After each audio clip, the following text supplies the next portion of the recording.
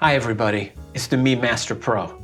Make sure to stick around to the end of the video to watch me fix this very flawed meme.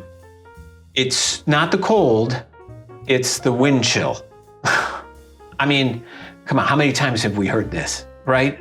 I mean, I for one am sick of it, of people, scientists and meteorologists telling me how cold they think it is outside. I don't believe in wind chill. And I know it's a radical view. And I've lost friends, family, fingers, when everybody and science and common sense try to get you to do something. You gotta stand by your beliefs. Sure, it's hard to type, but it's worth it. With that in mind, let's take a look at this meme.